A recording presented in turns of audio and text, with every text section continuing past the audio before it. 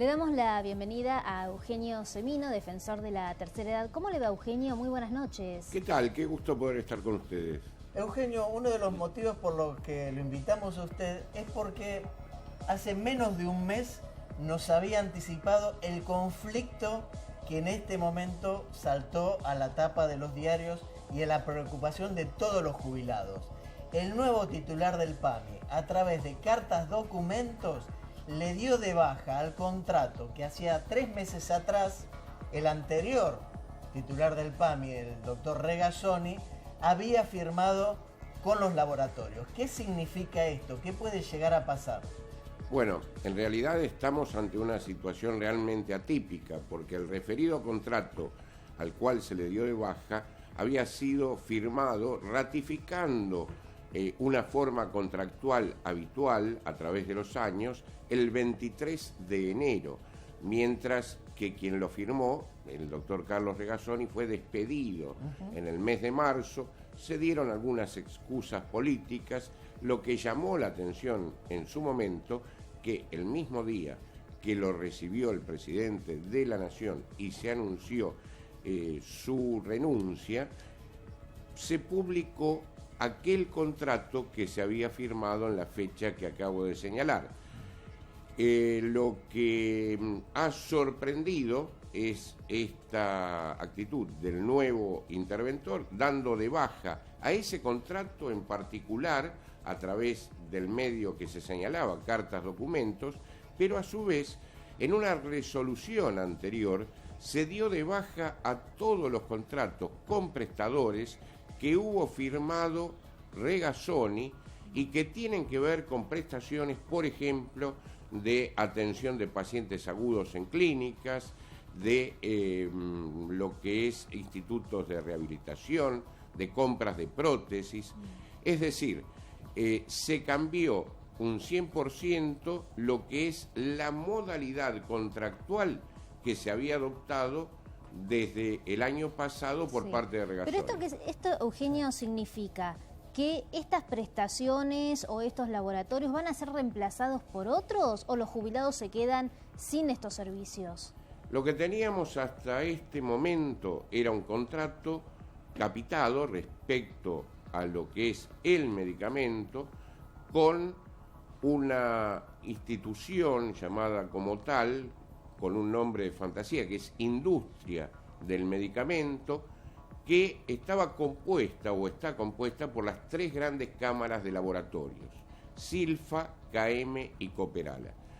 Ese tipo de contratos se viene celebrando desde el mes de junio de 1997, pasaron una enorme cantidad de administraciones por el país y aún muchas más por el PAMI, y se mantuvo esa modalidad contractual que implica un gasto mensual de más de 2.000 millones de pesos para el PAMI, y que se llevaba hasta este momento algo así como el 35 al 40% del total de los 120.000 millones de pesos que es el presupuesto. El convenio era por 34.000 millones de pesos anuales.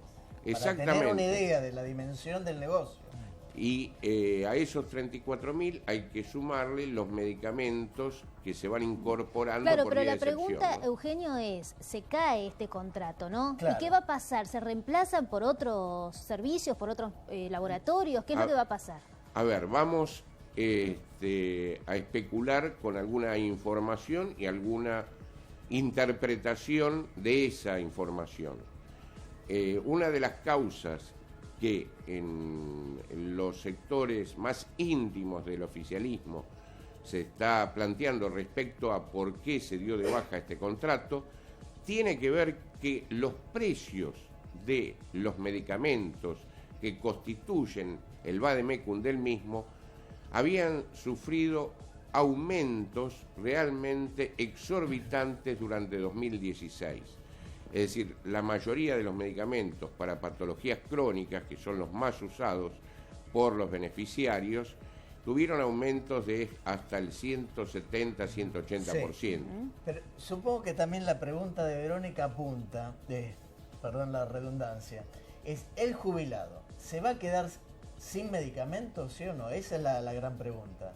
Andrés, ahora va a venir una puja a partir de esta medida que se ha conocido hace pocas horas entre ese sector, que no es un sector realmente que haga muchas concesiones al poder político, y que por otra parte tenemos que tener siempre presente, le condonó una deuda al PAMI el 5 de marzo de 2016 por 1.300 millones de pesos, por lo cual va a querer cobrar su deuda y va a querer imponer sus condiciones.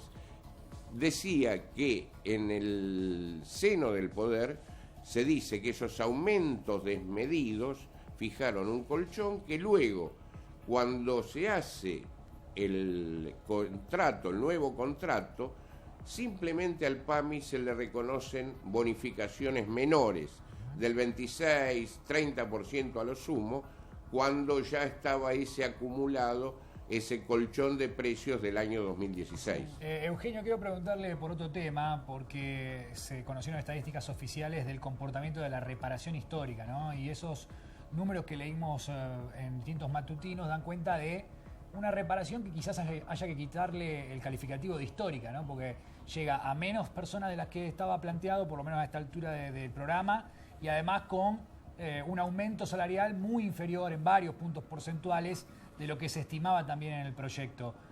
¿Qué futuro le cabe a este plan? Sí, yo creo que hubo un sobredimensionamiento en la estimación y en lo que se publicitó desde lo político, un programa que tenía algunos efectos para un sector, alrededor de 2.200.000 jubilados, sí, que hoy ven que tienen ciertas dificultades en cubrir esas expectativas que se habían abierto. En principio tenemos, al día de la fecha, que 900.000 jubilados recibieron ya el reajuste por reparación, aún aquellos que no lo aceptaron en forma expresa, sino que directamente desde septiembre del año pasado y en la necesidad de activar el consumo, se les dio a los mayores de 80 que tenían jubilaciones mínimas directamente el reajuste. Que es más, ahora hay un problema operativo no menor, que es que tienen que aceptarlo dentro de los 6 meses de haber percibido la primera entrega de esa reparación, y hay algunos que no están de acuerdo, no lo quieren aceptar, por lo cual, problema que hoy tiene ANSES, ni puede descontar lo que ya pagó, y a su vez no puede justificar lo que no se aceptó, porque la ley fija el consentimiento expreso. Lo mismo está pasando con los juicios. Los que se homologaron hasta ahora son alrededor de 30.000 casos, de los cuales efectivamente ya están cobrando 19.000 y el resto están en vías de resolverse judicialmente. Eugenio, si le parece, nos quedamos pensando en el tema del convenio y de los laboratorios. Lo vamos a invitar en el futuro para ver en qué termina esta historia, porque ahora vamos a tener que pasar a otro tema, pero nos quedamos realmente preocupados pensando en cómo va a quedar el servicio, ¿no?, para los jubilados a propósito de esta caída de contrato.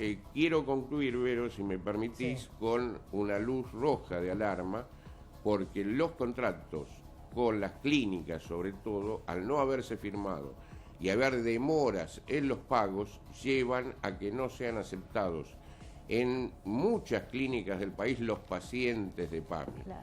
Por lo cual... Que no tienen la plata para pagar una prepaga. Efectivamente, por lo cual lo que hemos señalado que de seguir produciéndose este tipo de casos, nosotros vamos a demandar desde la Defensoría penalmente a los prestadores y a las autoridades de PAMI que no den la prestación correspondiente. Correcto. Muchas gracias. A ustedes.